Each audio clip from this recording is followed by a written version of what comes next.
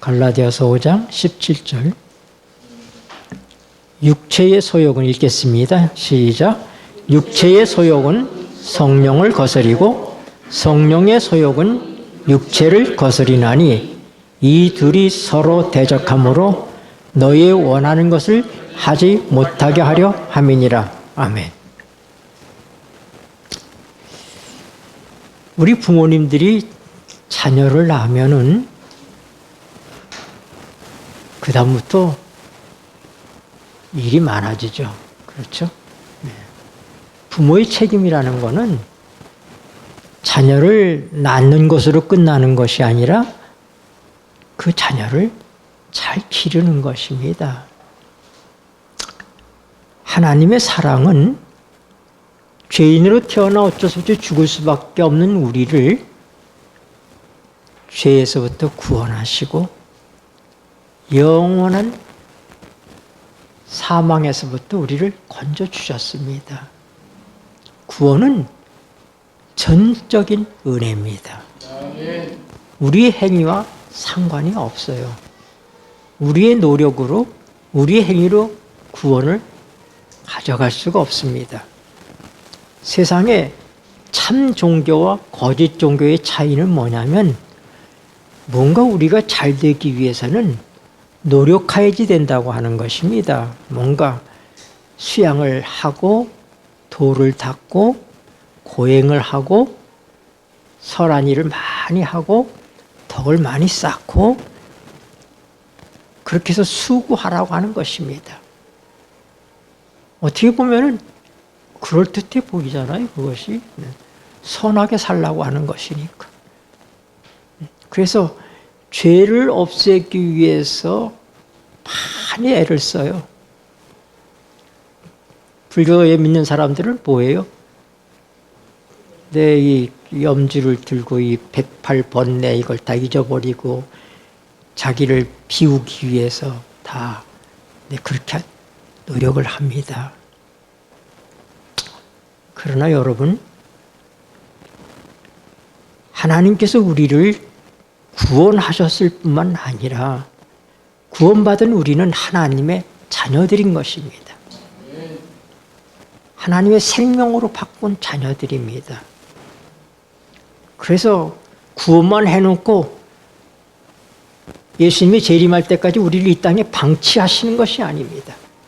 자녀를 낳으면 길러야 되는 것처럼 하나님께서는 구원받은 하나님의 백성들의 삶을 책임지시고 인도하시고 계십니다. 이것이 성경에서 얘기하고 있는 많은 이야기들이 그래서 있는 거예요. 우리가 어떻게 하면 죄를 잊을 수 있을까? 오늘은 죄를 죽이기 위한 원천인 성령 하나님에 대해서 함께 생각해 보려고 합니다. 지금 우리가 일찍이 읽었던 로마서 8장 13절 말씀 뭐죠? 육으로 살면 한번 찾아 읽어보세요. 로마서 8장 13절. 너희가 육신대로 살면 반드시 죽을 것이로되 영으로서 몸의 행실을 죽이면 살리니 무릇 하나님의 영으로 인도함을 받는 그들은 곧 하나님의 아들이라. 네, 누가 하나님의 아들이라고 그랬어요? 하나님의 영으로 인도함을 받는 사람입니다. 그러니까 하나님의 영으로 인도함을 받는 사람은 어떤 사람들이냐면 자기 힘으로 사는 사람이 아니에요. 그래서 예수님께서 인간이 안 되기 때문에 이 땅에 오신 거예요. 인간이 노력해서 무언가를 이룰 수 있으면 주님께서 안 오시죠. 인간은 전혀 할 수 없는 존재이기 때문에, 하나님의 율법을 행할 수 없는 존재이기 때문에, 선을 행할 수 없는 존재이기 때문에 그분이 오신 거예요. 그래서 육신대로 살면 뭐라고요? 반드시 죽을 것이로되. 그러니까 구원받은 하나님의 백성이라고 자처하는 사람들이라 할지라도 어떻게 해요? 육신대로 살면 어떻게 해요? 죽는다고요. 근데 살기 위해서는 어떻게 돼? 영으로서, 영은 뭐예요? 하나님의 성령이시죠. 영으로서 몸의 행실을 죽이면 살리니. 그러니까 하나님께서 하나님의 자녀들을 자녀답게 양육하시는 방법은 뭐냐면 하나님의 성령을 우리에게 보내셔서 성령께서 우리를 하나님의 자녀로서 살 수 있도록 그렇게 계획하시고 그렇게 경영하시고 그렇게 이루신다고 하는 것입니다. 그런데 그것이 하나님의 뜻이에요. 그러니까 하나님의 성령이 아니고서는 우리가 아무 대책이 없는 사람들이 비록 예수를 믿는 사람이라 할지라도 그래서 우리가 흔히들 우리 이 로마 캐톨릭 천주교회와 개신교회가 어떻게 다른가 크게 얘기하면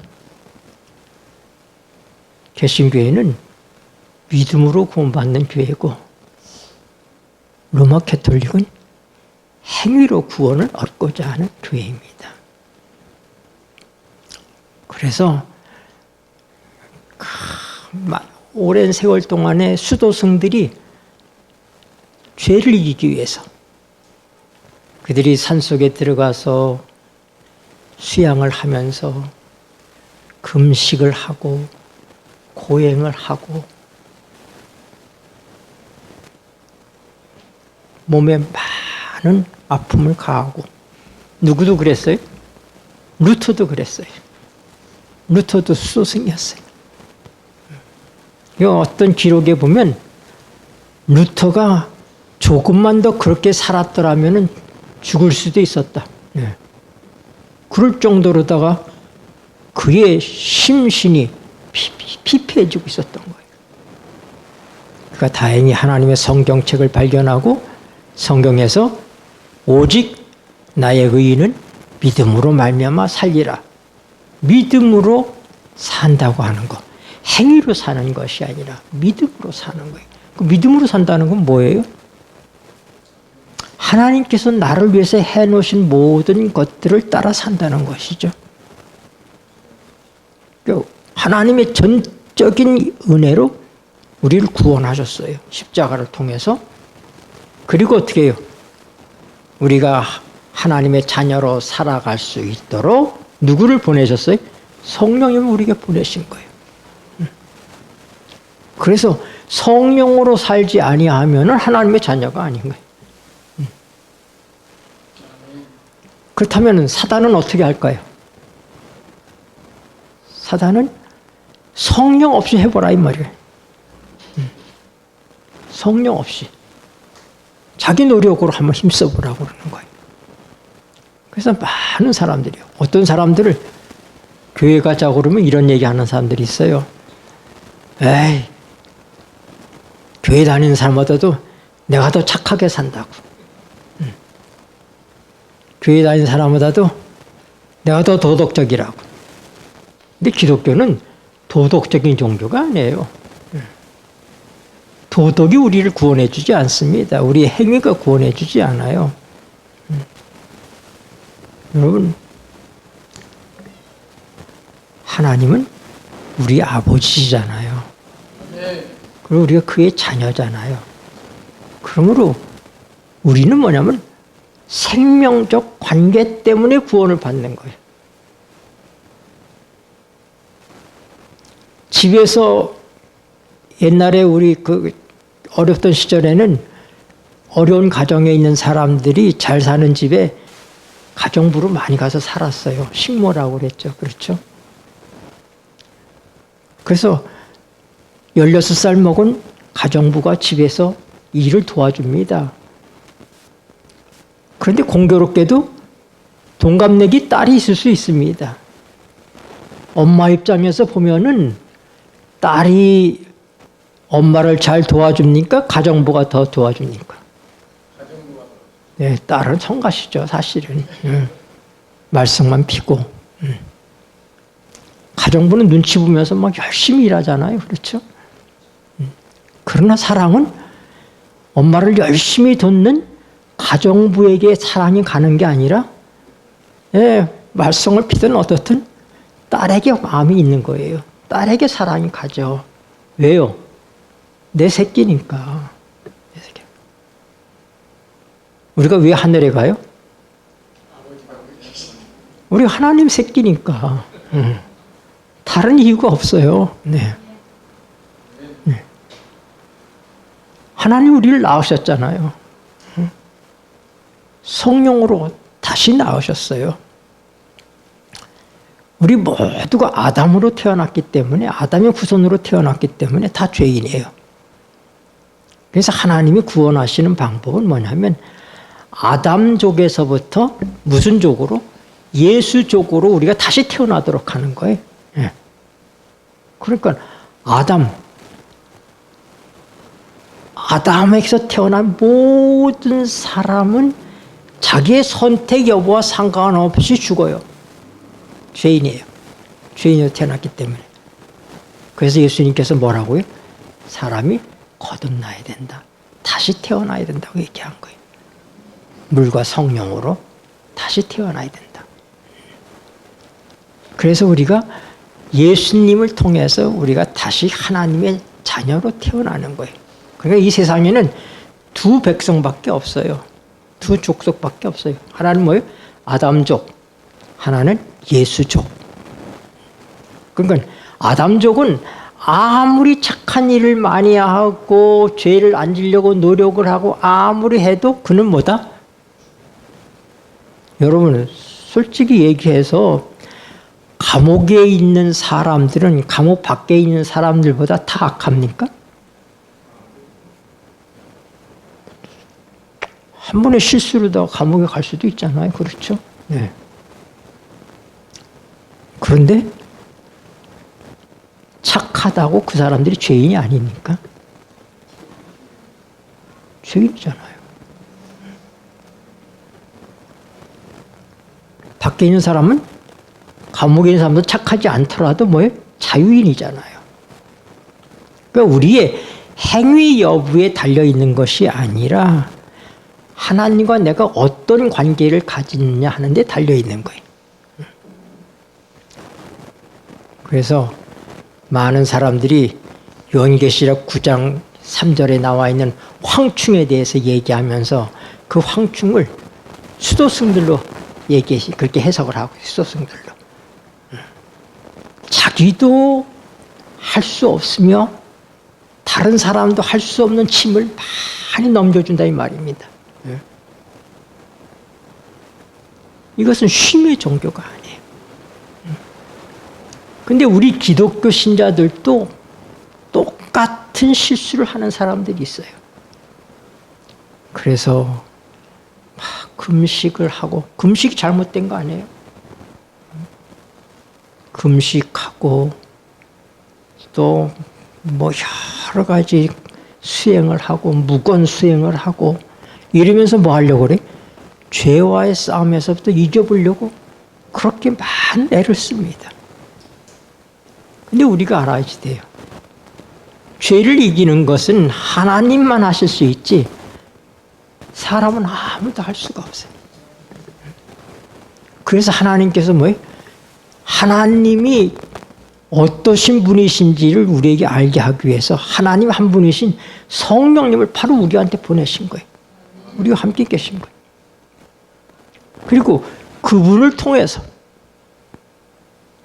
비로소 우리가 죄와의 싸움에서 승리하도록 하시는 거예요. 그래서 하나님의 자녀답게 살아갈 수 있도록 해주시는 것입니다. 그래서 이것이 뭐예요? 구원도 은혜고 죄를 이기는 것도 은혜인 것입니다. 행위가 아니라 성령께서 하시는 거예요.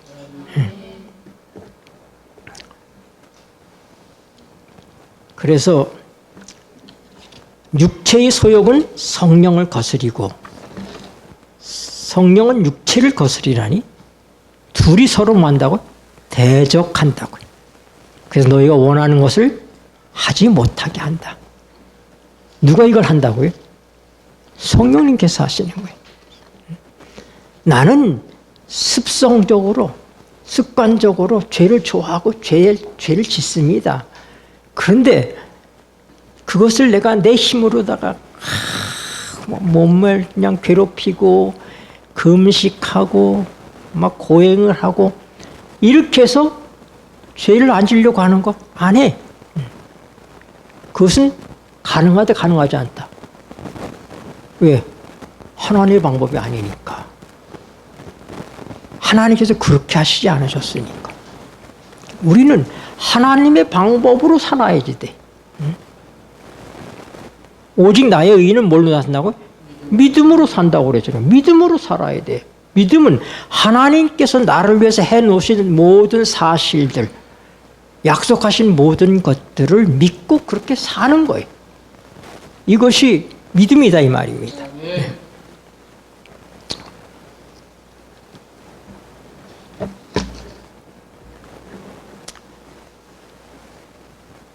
자,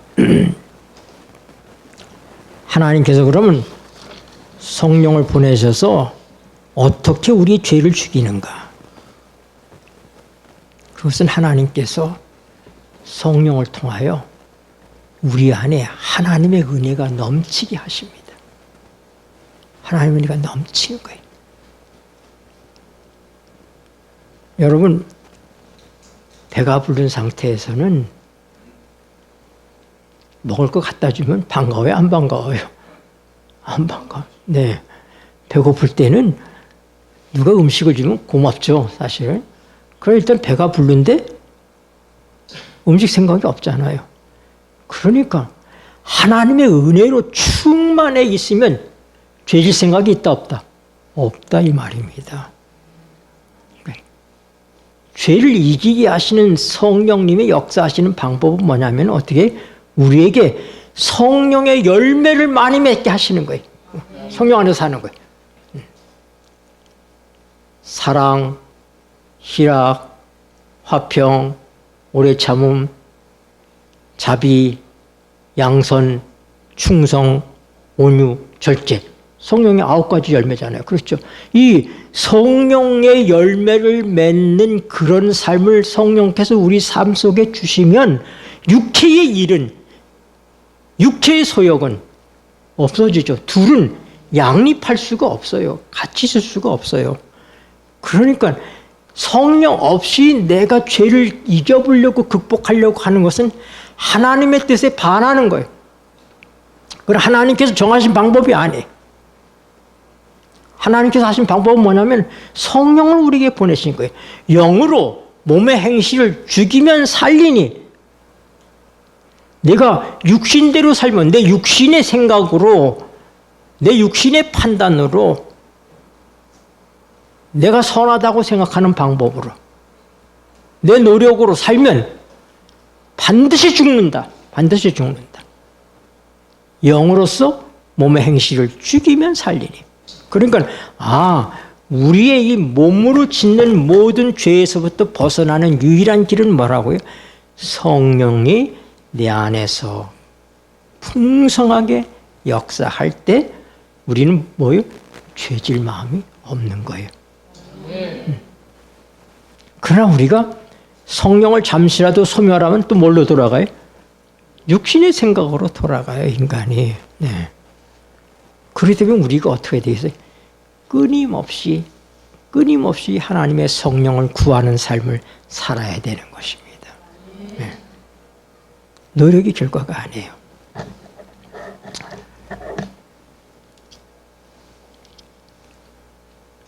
자, 에스겔 11장 보십시다. 에스겔 11장 19절.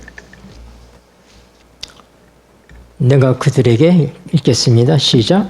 내가 그들에게 일치한 마음을 주고 그 속에 새 신을 주며 그 몸에서 굳은 마음을 제하고 부드러운 마음을 주어서. 여러분, 우리의 마음은 다 굳어 있습니다. 우리가 뭐 꽤나 사랑을 갖고 있는 것처럼 생각할지 모르지만 사랑이 없어요. 여러분, 부부간에도 평생 사랑한다고 하고 결혼했지만 실망할 때가 얼마나 많습니까? 네. 네.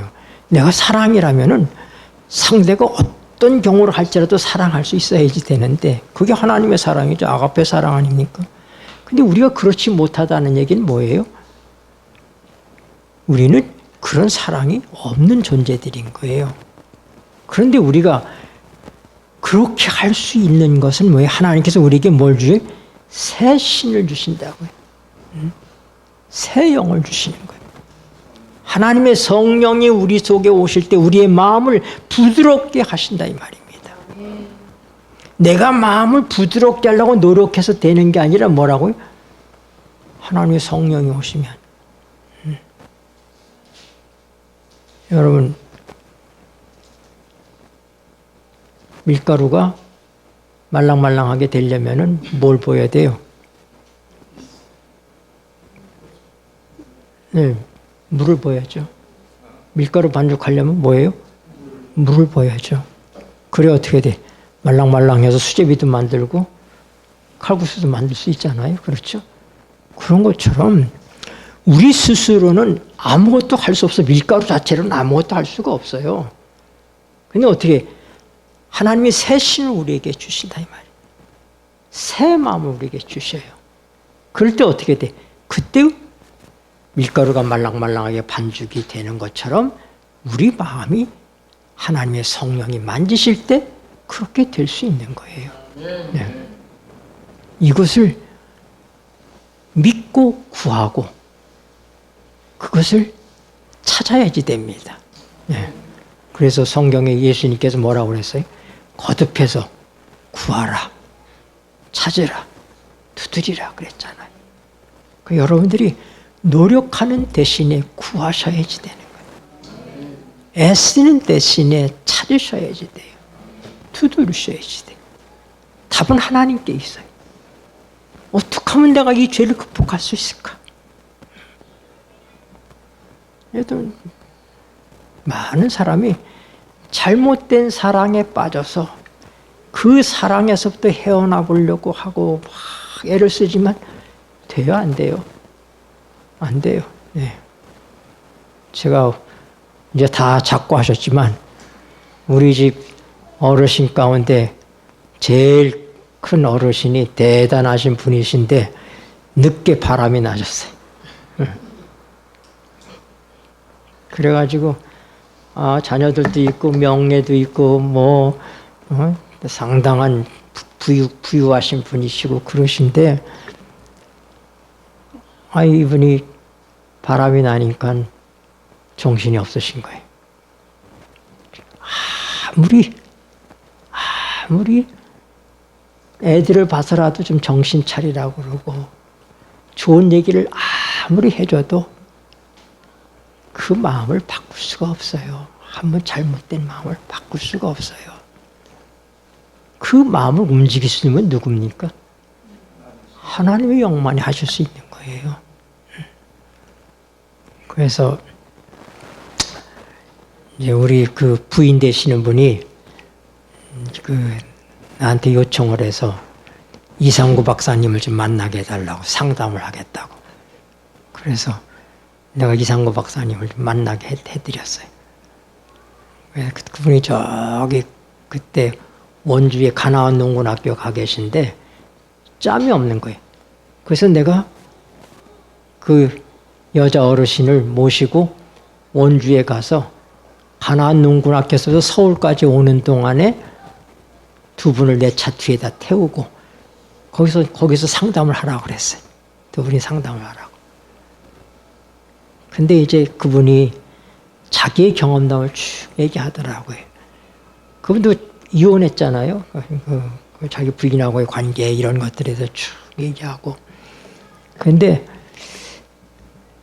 무슨 얘기를 하냐면 아무리 옳은 얘기를 해도 귀에 안 들어갑니다. 절대로 안 됩니다. 이건 하나님께서만 하실 수 있는데 그러면 남편분이 기도하겠습니까? 하나님께 기도하겠습니까? 안 하잖아요. 그렇죠? 하나님도 안 믿는데. 그럼 누가 기도해야지 돼? 내가 기도해야지. 내가 기도하면 하나님께서 역사하시는데 어느 날 그 여자하고 자고 아침에 일어났는데 하나님께서 침을 이렇게 질질 흘리고 잔 그 모습이 왠지 꼴이 보기 싫고 실증이 나고 싫어지게 하나님께서 그 순간 마음을 그렇게 바꿀 수가 있다. 내가 마음을 돌이키기 위해서 아무리 얘기해도 소용없지만 하나님이 역사하시면 하나님께서 그 마음을 순간에도 돌이키실 수가 있다. 여러분, 우리 마음을 우리가 어떻게 할 수가 없어요.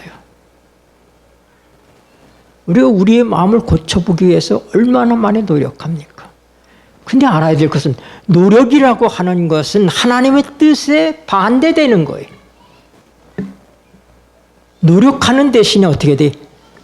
성령님을 구해야지 되는 거예요. 그러면 성령님께서 어떻게 해요?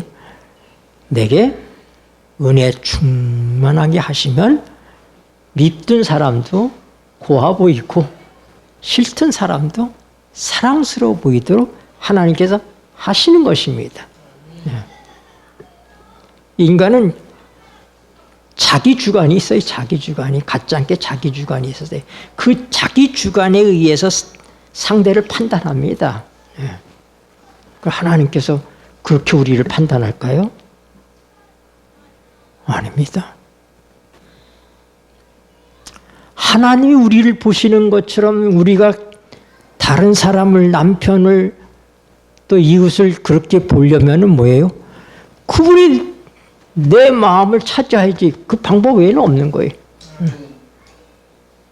내가 그분을 닮아가려고 노력해서 되는 거 아닙니다. 우리가 닮으려고 노력하는 건 누구든지 할 수 있잖아요. 그것이 아니라 뭐라고요? 그분을 내게 모시는 거예요. 그래서 예수님께서 요한복음 15장 5절에 뭐라고 얘기했어요? 너희가 나를 떠나서는 뭐라고요? 아무것도 할 수 없다. 이거 답이잖아요. 우리가 예수님이 함께 하지 않으면 아무것도 할 수가 없어요. 뭐 요건 좀 할 수 있고 요거는 못하고 이게 아니라 아무것도 할 수 없다. nothing 이렇게 얘기한 거예요. 근데 우리는 여전히 고집스럽게 뭐냐면은 그래도 나도 괜찮은 사람이니까 나도 뭐 좀 할 수 있고 내가 못하는 것만 좀 도와주시면 됩니다. 이렇게 생각하는 거예요. 근데 성경 말씀은 뭐라고요? 너희가 나를 떠나서는 뭐라고요? 아무것도 할 수 없다. 아무것도 할 수 없다. 이것이 정답이에요. 그럼 오늘 우리가 무슨 문제를 갖고 있느냐? 그걸 인정하지 않는 거예요. 예수님이 나를 조금만 도와주면 내가 뭘 할 수 있을 것 같은데 내가 하려고 그러는 거예요. 내가 주도적으로. 그게 육신대로 살면 하는 얘기예요. 육신대로 살면 반드시 죽을 것이로되 내가 주인공이 돼서 내가 주인이 돼서 내가 하고 예수님이나 성령님은 나를 적당히 도와만 주시고 이것이 우리가 갖고 있는 오해예요. 그럴 때 우리가 실패를 계속 경험하고 있는 거예요. 안 되는 거예요. 왜요? 성경은 안 된다고 얘기했잖아요.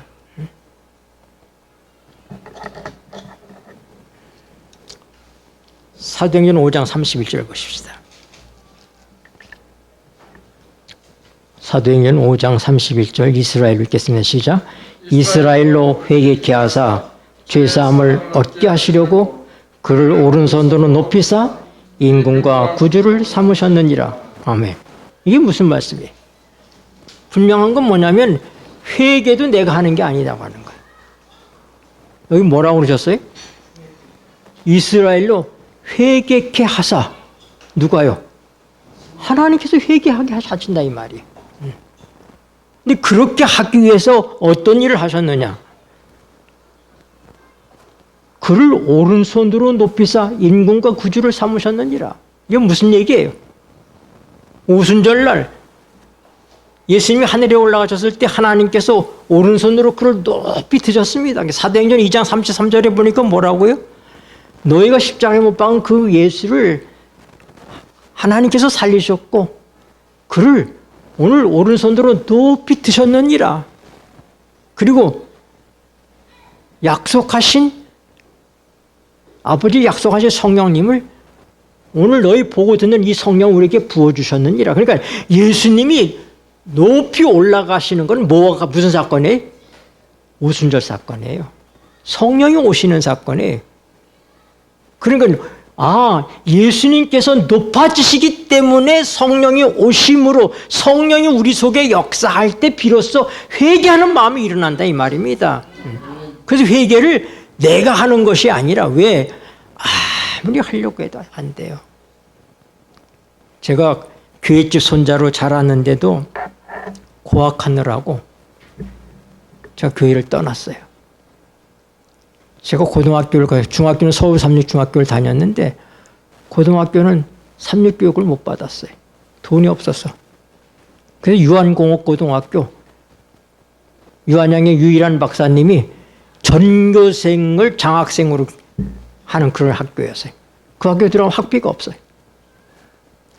그러니까 제가 공부할 때는 그거밖에 없으니까 그 학교를 열심히 공부해서 굉장히 힘들었어요. 그 학교 들어가는 데는 그때 당시 서울의 인류라고 하는 경기, 경북, 서울, 용산, 사대부고 이게 5대 인류예요. 이 5대 인류의 실력이 있어야지 유한공고를 들어가는 거예요.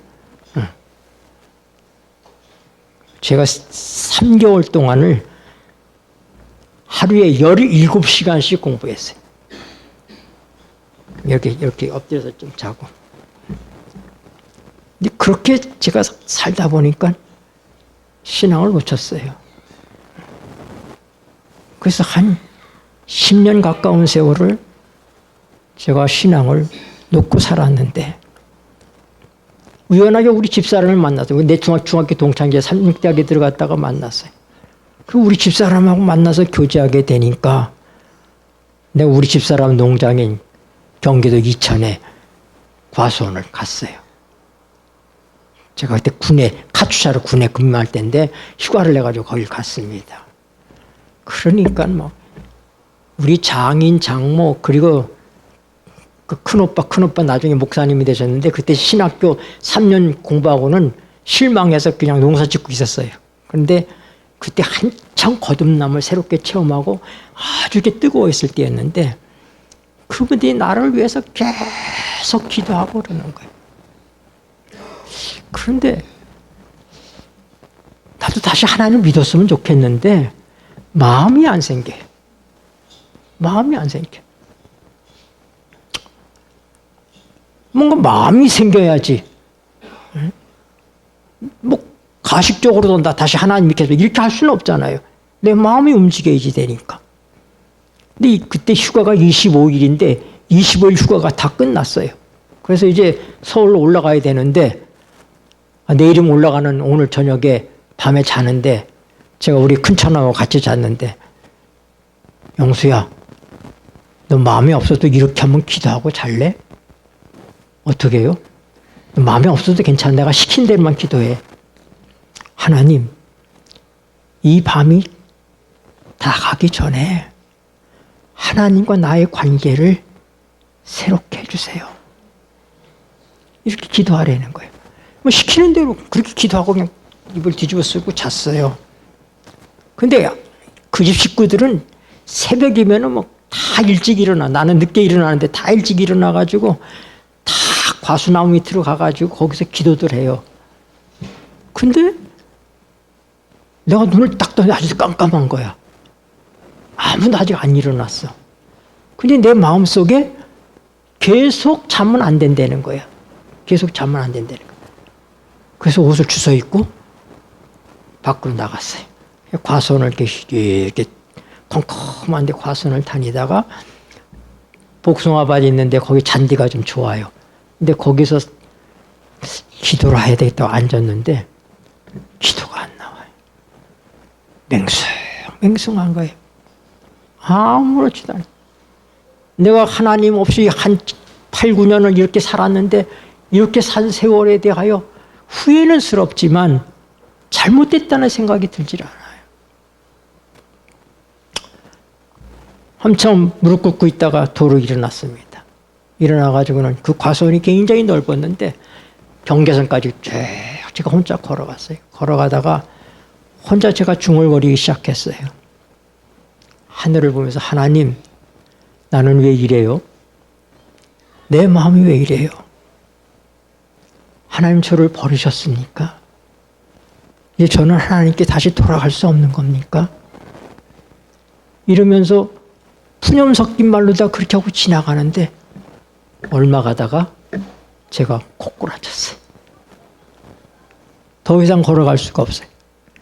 그리고 왠지 모르게 통곡이 나오고 울음이 나오는데 이유는 모르겠는데 여하튼 뭐 한없이 울었어요. 네.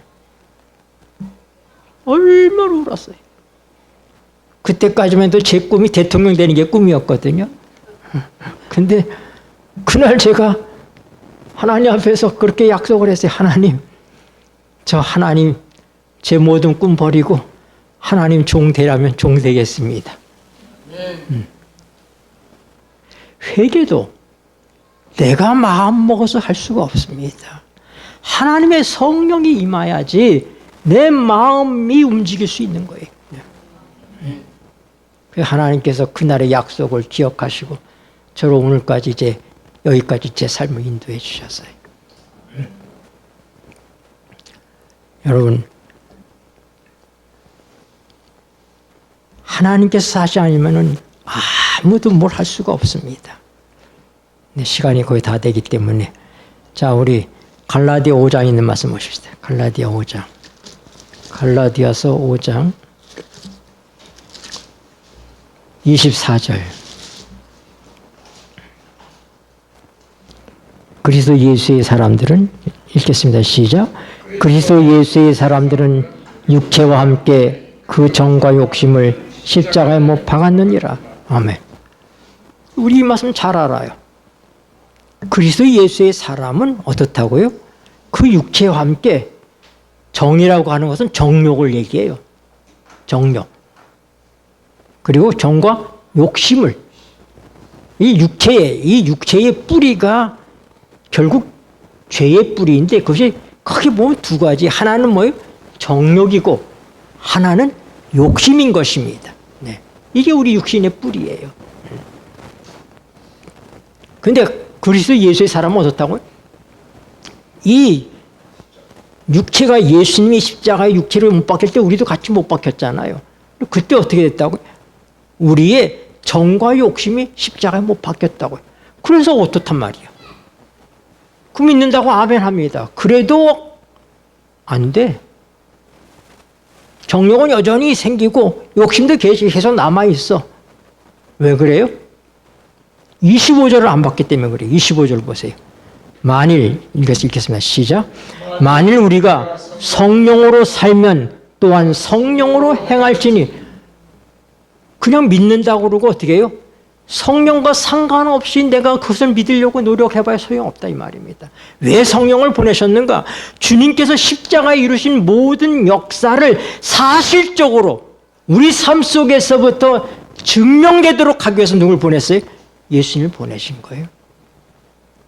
우리가 예수님이 십자가에 못 박을 때 내 육체와 함께 정과 욕심이 십자가에 못 박혔다는 사실을 믿으면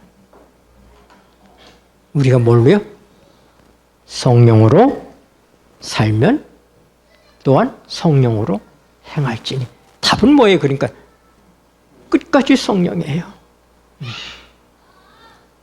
예수님이 십자가에 못 박힐 때 우리가 함께 못 박혔다고 얘기해요. 우리가 알거니와 우리 옛사람이 예수와 함께 십자가에 못 박힌 것은 죄의 몸이 말하여 다시는 죄에게 종노릇하지 아니하려 함이니.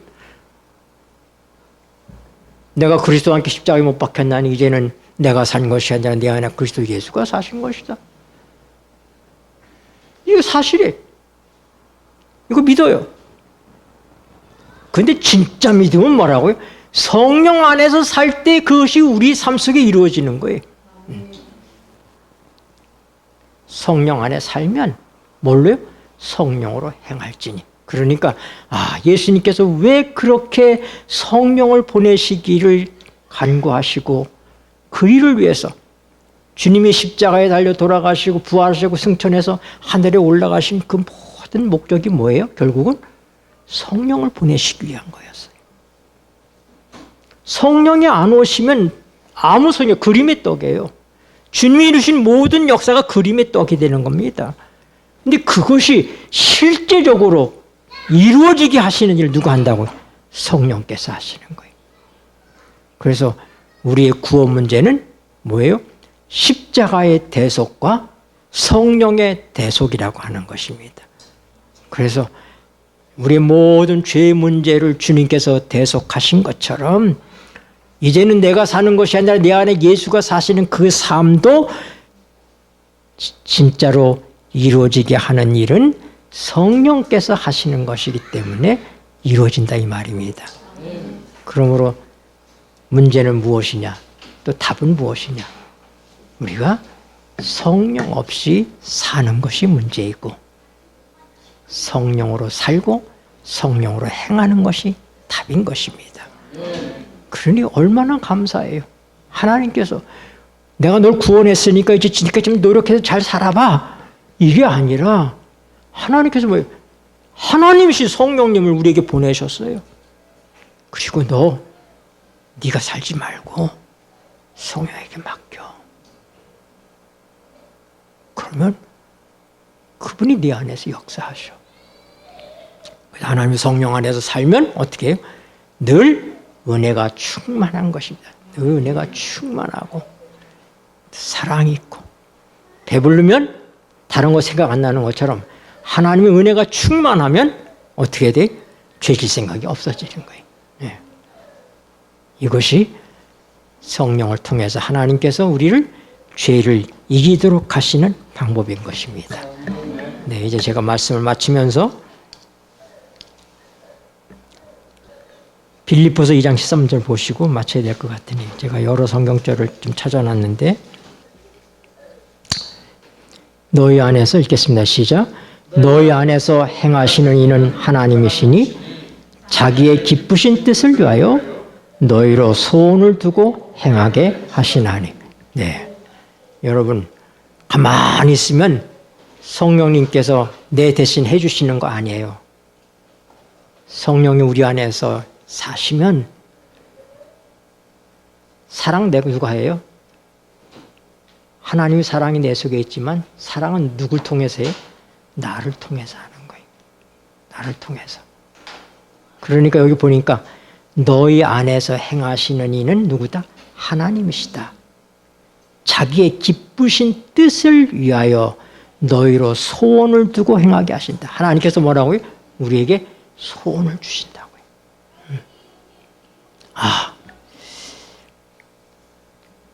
우리 집사님이 전도할 때 누구를 좀 만나야지 되겠다. 이런 생각이 들 때가 있잖아요. 그렇죠? 네. 그건 뭐예요? 하나님께서 내 길을 인도하시는 거예요. 내게 소원을 주신다 이 말입니다. 하나님께서 나를 끌고 가는 게 아니라 내 의지를 강요하지 않으십니다. 하나님께서. 그러나 뭐라고요? 하나님께서 우리에게 그런 마음을 주셔요. 소원을 주시는 거예요. 언제? 하나님이 내 안에 사실 때, 성령이 내 안에 사실 때 이런 일이 이루어지는 거예요. 오늘 하나님께서 하시는 방법을 쫓아서 사는 길밖에 없습니다. 우리가 다른 길에서 엄한 길에서 헤매봐야 끝없이 답이 없습니다. 오늘 우리가 하나님의 성령으로 봉사하고 예수 그리스도를 자랑하는 그것이 참 할례당이라고 그랬어요. 그래서 성령으로 봉사하는 우리 모두가 되길 바랍니다. 네, 기도하시겠습니다.